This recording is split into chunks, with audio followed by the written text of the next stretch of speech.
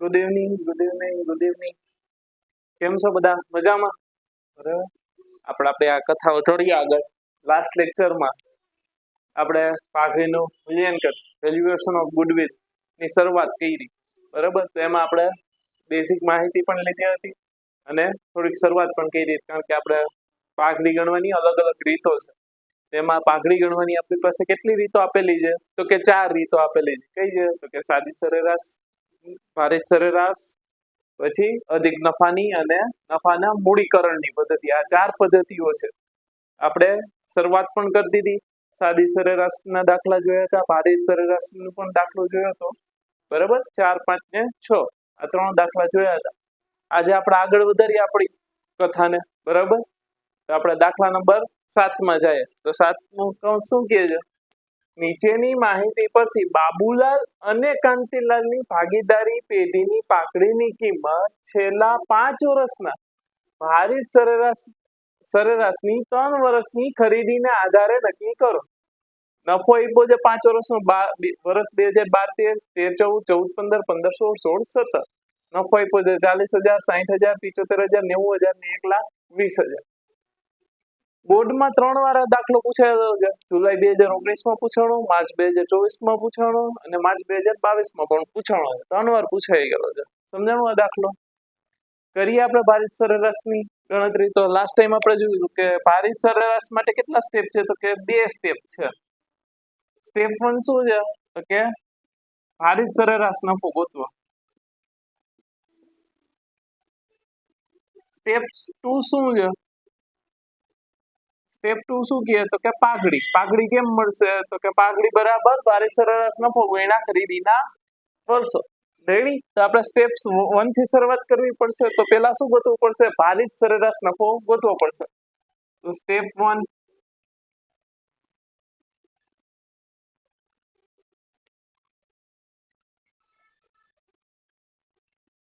ભારિત સરેરાશ નફો. Last time આપણે જોયું હતું, પણ એમાં સ્ટેપ 1 જ ગણવાનું હતું. ખાલી ભારિત સરેરાશ નફો જ ગણવાનું કીધું. તો આપણે પાઘડી ગોતવાનું કીધું નતું. આમાં પાઘડી પણ ગોતવાનું કીધું છે. રેડી? તો પહેલા શું આવશે? વર્ષ, પછી નફો, પછી ભાર, અને પછી શું આવે? ભારિત નફો. તમને ખબર જ છે કે ભારિત નફો કેવી રીતના મળે છે?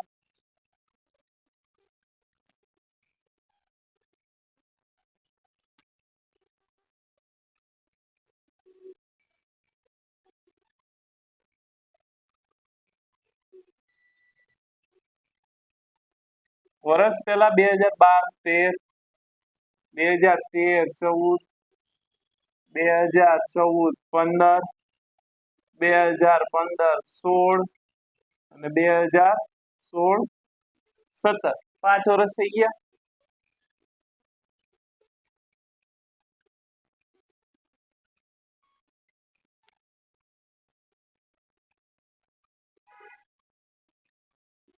પેલા નફો આપ્યો છે 40,000, પછી આપ્યો 60,000, પછી આપ્યો 75,000, પછી આપ્યો છે 90,000, પછી આપ્યો છે 1,20,000.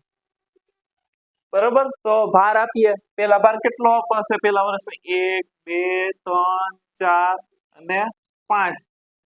ભારિત નફો ગોતવાનો છે. ભારિત નફો કેમ મળશે? તો કે નફો ગુણ્યા ભાર. તો 40,000 ગુણ્યા 1 એટલે 40,000, 60,000 ગુણ્યા 2 એટલે 1,20,000, 75,000 ગુણ્યા 3 એટલે 2,25,000, 90,000 ગુણ્યા 4 એટલે 3,60,000, 1,20,000 ગુણ્યા 5 એટલે 6 લાખ. કરીએ કુલ ભાર કેટલો થશે? 2 ને 3, 3 ને 3, 6 ને 4, 10 ને 5, 15 થયો. કુલ ભારિત નફો કેટલો થશે?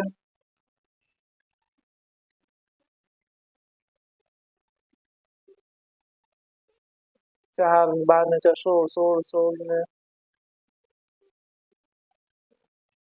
4 4 ને 2 6 6 ને 6 12 12 ને 13 13 લાખ ને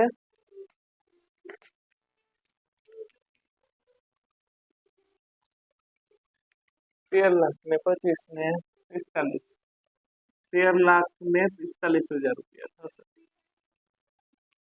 રેડી તો હવે ભારિત સરેરાશ નફો કેમ મળશે તો એનું સૂત્ર શું થશે ભારિત સરેરાશ નફો બરાબર કુલ ભારિત નફો છેદમાં કુલ ભાર કુલ ભારિત નફો કેટલો આવ્યો તો કે 13 લાખ ને 45,000 એને ભાંગ્યા કુલ ભાર તો કુલ ભાર કેટલો છે તો કે 15 છે તો 13,45,000 ભાંગ્યા 15 એટલે કેટલા આવશે તો કે 89,666.67 આ નફો આવ્યો રેડી તો હવે આપણે સ્ટેપ 2 શું છે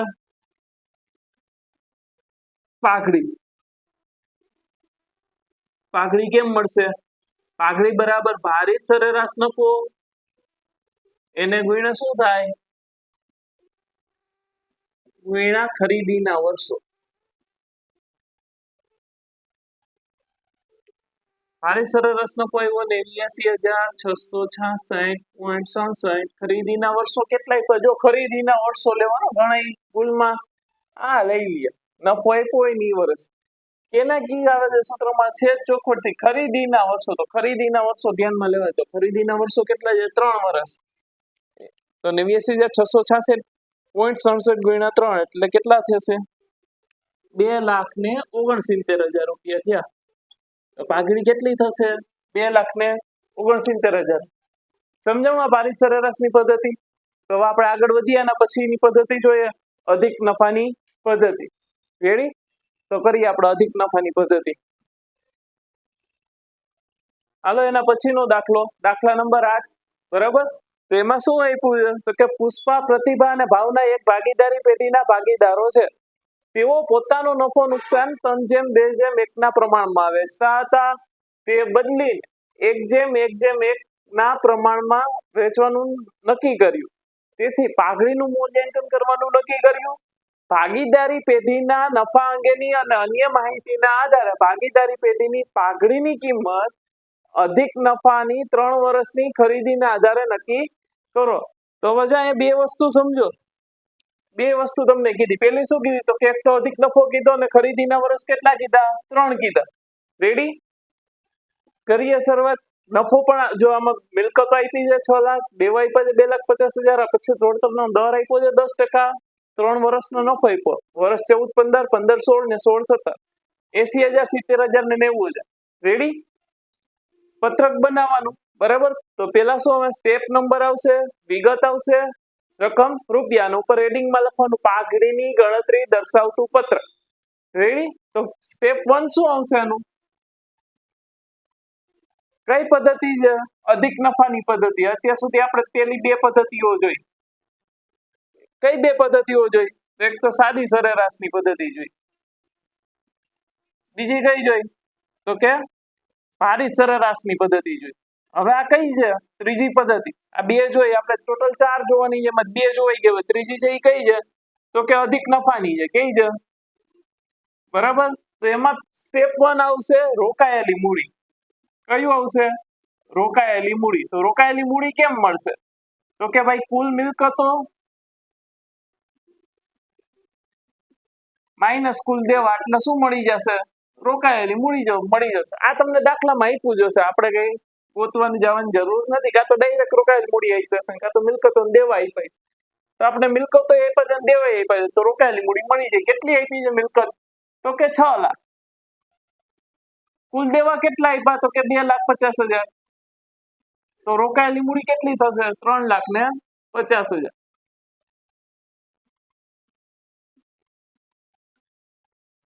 રેડી સમજાણું આ સ્ટેપ નંબર 1 સ્ટેપ નંબર 2 તેમાં શું આવશે તો કે અપેક્ષિત વળતરનો દર આવશે શું આવશે ખાલી અપેક્ષિત વળતરનો દર એ પણ તમને રકમમાં આપ્યો જ હશે તો અપેક્ષિત વળતરનો દર કેટલો આપ્યો છે તો કે 10%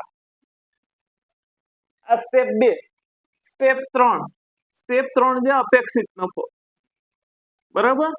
તો અપેક્ષિત નફો કેમ મળશે, ખ્યાલ છે કઈ? અપેક્ષિત નફો, તો અપેક્ષિત નફો મળશે આપને કેવી રીતના મળશે? તો કે રોકાયેલી મૂડી ગુણ્યા અપેક્ષિત વળતરનો દર.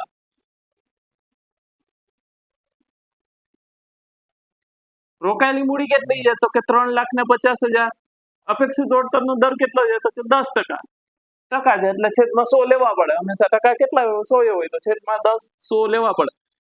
તો કેટલો થશે અપેક્ષિત નફો? કેટલો થશે? 35,000. 1 મિનિટ કાઢી નાખો. અપેક્ષિત નફો કેટલો આવ્યો? તો કે 35,000 આવ્યો. આ સ્ટેપ 3 પતી ગયા. ચોથું સ્ટેપ શું છે? તો કે હવે ગોતવાનો સરેરાશ નફો. કેવો? સરેરાશ નફો. હવે સાદી સરેરાશ હોય ને ભારી સરેરાશ હોય. તમે સાદી કીધું હોય સાદી, ભારી કીધું હોય ભારી. આમાં કઈ ચોખવટ નથી કરી, પણ આપણે આમાં કઈ પદ્ધતિનો ઉપયોગ કરી શકશું? તો કે સાદી સરેરાશ. કેમ? કારણ કે નફાનું કેવું છે ધોરણ? વધઘટ વાળું છે.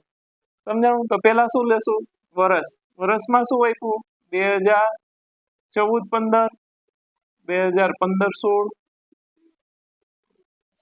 2016-17. નફો 80,000, 70,000 અને 90,000. સરેરાશ નફાનું સૂત્ર તો યાદ છે ને બધાને? કેવી રીતના મળશે સરેરાશ નફો? કુલ નફો છેદમાં વર્ષોની સંખ્યા. તો કુલ નફો કેટલો થશે? 15 ને 9 24, 2,40,000. 80,000 પ્લસ 70,000 પ્લસ 90,000 એટલે કુલ કેટલો થશે? 2,40,000. તો કુલ નફો કેટલો આવ્યો? 2,40,000. વર્ષ કેટલા આપ્યા? 1, 2 ને 3. 1, 2 ને 3 વર્ષ આપ્યા. એટલે કેટલો થશે સરેરાશ નફો? તો કે 80,000 રૂપિયા થશે.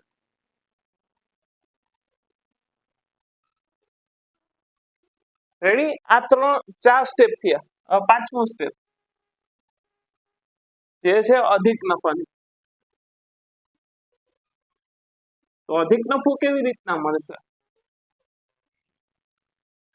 તો કે અધિક નફો બરાબર સરેરાશ નફો માઇનસ અપેક્ષિત નફો. સરેરાશ નફો કેટલો આવ્યો આપણી પાસે? 80,000. અને અપેક્ષિત નફો કેટલો આવ્યો છે? 35,000. સરેરાશ નફો કેટલો છે? 80,000. અપેક્ષિત નફો 35,000.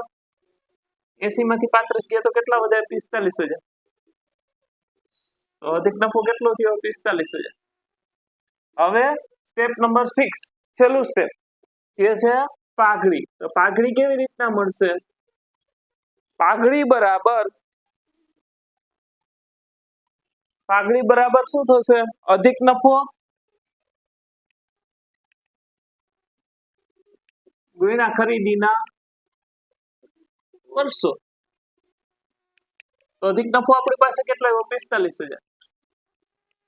ખરીદીના વર્ષો કેટલા આપ્યા છે? 3. 45,000 ગુણ્યા 3 એટલે 1,35,000 રૂપિયા પાઘડી થશે. કેટલી પાઘડી મળશે? 1,35,000. સમજાણું અધિક નફાની પદ્ધતિ?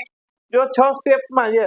કેટલા સ્ટેપ થશે? 6. પેલા શું લેવાનું? તો કે રોકાયેલ મૂડી. રોકાયેલ મૂડી કેમ મળે? તો કે કુલ મિલકતો માઇનસ કુલ દેવા એટલે રોકાયેલી મૂડી મળે. પછી બીજું સ્ટેપ શું? તો કે અપેક્ષિત વળતરનો દર લખવાનું. ત્રીજું સ્ટેપ શું? તો કે અપેક્ષિત નફો ગોતવાનો. અપેક્ષિત નફો કેમ મળે? તો કે રોકાયેલી મૂડી ગુણ્યા અપેક્ષિત વળતરનો દર. પછી ગોતવાનો સરેરાશ નફો. તો એ સાદી સરેરાશ હોય ભારી થઈ આપી શકે. બરાબર? તમને જે પદ્ધતિથી કીધું સરેરાશ નફો થયો. પછી અધિક નફો. અધિક નફો કેમ મળશે? તો કે સરેરાશ નફો માઇનસ અપેક્ષિત નફો એટલે અધિક નફો મળ્યો. ના પાઘડી કેમ મળશે? છેલ્લું સ્ટેપ તો કે પાઘડી બરાબર અધિક નફો ગુણ્યા ખરીદીના વર્ષોની સંખ્યા. બરાબર? સમજાણું અહીંયા સુધી? આના પછી આપણે આગળ વધીએ. આના પછીનો નેક્સ્ટ દાખલો સમ નંબર 9. એના પછીનો દાખલો દાખલા નંબર 9 મીના અને મંજુની પેઢીની મૂડી ₹4 લાખ છે. પેઢીની મૂડી આપી દીધી એનો મતલબ એવો થાય કે આ શું આપ્યું રોકાયેલી મૂડી આપી છે. પછી અપેક્ષિત વળતરનો દર 10% છે. છેલ્લા 3 વર્ષનો વાર્ષિક નફો 1,20,000 1,10,000 અને 1 લાખ છે. ભારિત સરેરાશ નફાની પદ્ધતિના આધારે અધિક નફાની 2 ગણી પાઘડી ગણો. એટલે ખરીદીના વર્ષો કેટલા થયા તો કે 2 થયા. હવે જો અધિક નફાની પદ્ધતિ કીધી છે બરાબર તો કેટલા સ્ટેપ આવશે 6 સ્ટેપ આવશે. તો સ્ટેપ નંબર 1 શું છે આપણું રોકાયેલી મૂડી કેમ મળે તો કુલ મિલકતો માઇનસ કુલ દેવા બરાબર પણ આમાં તો ડાયરેક્ટ રોકાયેલી મૂડી આપેલું જ છે તો કઈ પ્રશ્ન છે નહીં. કેટલી છે 4 લાખ. એના પછી શું આવે તો કે અપેક્ષિત વળતરનો દર કેટલો આપ્યો છે આપને 10%. એના પછીનું ત્રીજું સ્ટેપ શું થશે તો કે અપેક્ષિત નફો ઈ કેમ મળે તો કે રોકાયેલી મૂડી ગુણ્યા અપેક્ષિત વળતરનો દર.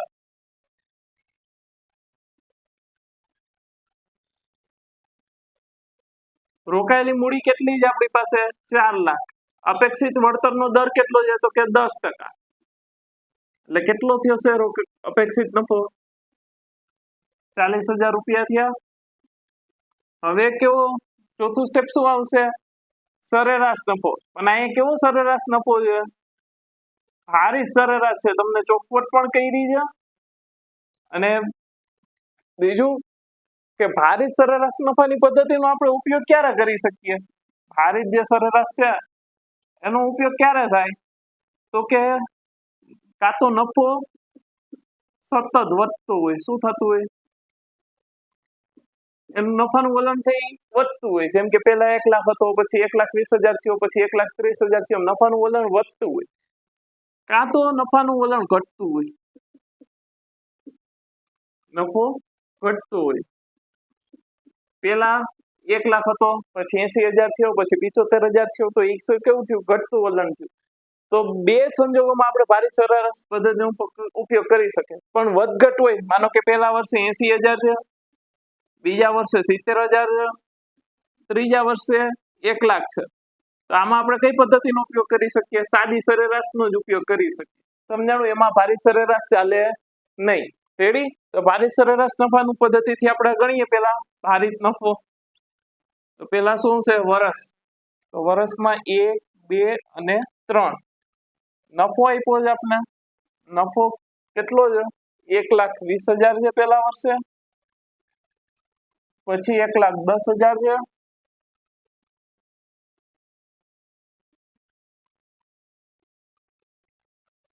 રેડી. પછી શું આવશે ભાર આવશે. તો ભાર 1 2 અને 3 અને ચોથી કોલમ શું આવશે ભારિત નફો આવશે. ભારિત નફો કેટલો થશે તો કે 1,20,000 ગુણ્યા 1 એટલે 1,20,000 થયા. 1,10,000 ગુણ્યા 2 એટલે 2,20,000 થયા. 1 લાખ ગુણ્યા 3 એટલે કેટલા થયા 3 લાખ. તો કુલ ભાર કેટલો થશે 6. 3 ને 2 5 ને 6 3 ને 2 5 ને 6 ને 6,40,000.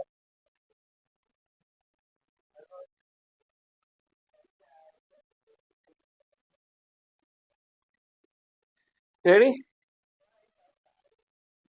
ભારિત સરેરાશ નફો બરાબર કુલ ભારિત નફો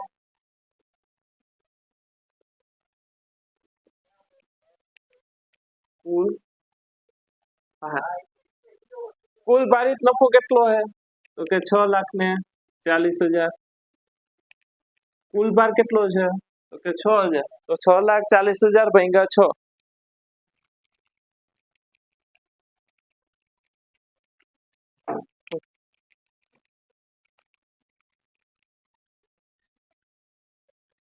1,06,666.67 એટલે 67 કરી નાખીએ તો પણ ચાલે. એટલે આપણે અહીંયા 67 કરી નાખીએ એટલે કેટલો થશે ભારિત સરેરાશ નફો 1,61,000 1,06,667 રેડી પાંચમું સ્ટેપ આપણું શું છે આ સરેરાશ નફો મળ્યો પછી કયો નફો ગોતવાનો અધિક નફો કેમ મળશે તો સરેરાશ નફો માઇનસ અપેક્ષિત નફો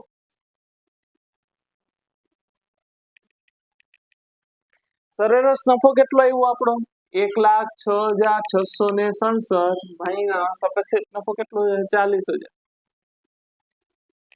રેડી એટલે આપણો નફો કેટલો હશે 66,667 અધિક નફો કેટલો થશે 66,667 હવે સ્ટેપ નંબર 6 શું થશે પાઘડી તો પાઘડી કેમ મળશે તો કે અધિક નફો ગુણ્યા ખરીદીના વર્ષો અધિક નફો કેટલો આવ્યો 66,667 ખરીદીના વર્ષો કેટલા થયા અધિક નફાની 2 ગણી એટલે કેટલા થશે 2